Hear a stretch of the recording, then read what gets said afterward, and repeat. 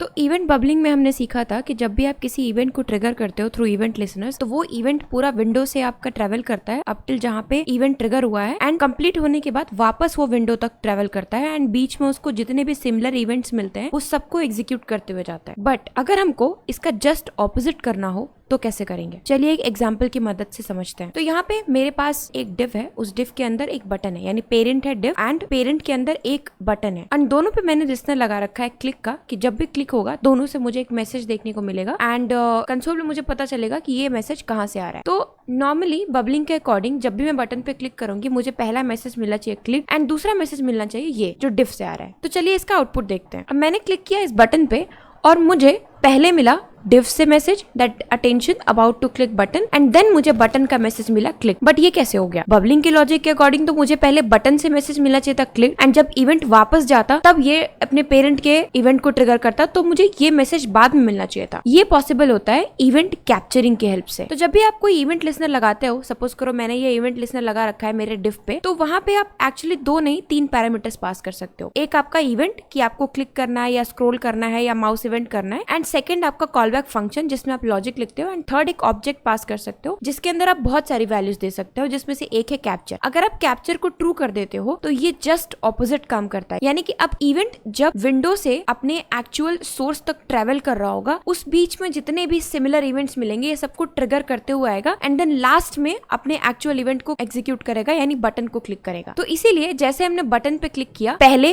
ये पेरेंट को ट्रिगर करता है एंड देन बटन को ट्रिगर करता है। इसी को हम इवेंट कैप्चरिंग कहते हैं। इसके अंदर आप बहुत सारी वैल्यूज पास कर सकते हो। सपोज करो एक मैंने कैप्चर पास किया है, इसके साथ साथ आप इसको बोल सकते हो कि ये जो प्रोसेस है ये सिर्फ एक बार होना चाहिए, तो इसके लिए मैं वंस को ट्रू कर दूंगी। अब चाहे इस कोड को आप जितनी बार एग्जीक्यूट करो, ये फर्स्ट टाइम ही पेरेंट के इवेंट को ट्रिगर करेगा, उसके बाद ये इस इवेंट को यहाँ से हटा देगा। चलिए इसका आउटपुट देखते हैं। तो मैंने क्लिक किया बटन पे, पहले तो मुझे नॉर्मल डिव से मैसेज मिला about to click button, and then मुझे बटन का मैसेज मिला क्लिक। अब इसके बाद सेकंड टाइम जब मैं बटन क्लिक करूंगी तो मुझे सिर्फ एक मैसेज मिलेगा click. Third time, fourth time, fifth time अब मुझे सिर्फ बटन से मैसेज मिलेगा क्लिक, क्योंकि ये इवेंट जो पेरेंट से आ रहा था ये अब रिमूव हो चुका है, बिकॉज हमने वंस को इनेबल कर रखा था, यानी सिर्फ एक बार ये इवेंट चलेगा। आई होप आप event bubbling and event capturing के बीच का डिफरेंस समझ पाए हो। If yes, then let me know in the comment section and follow for more such videos.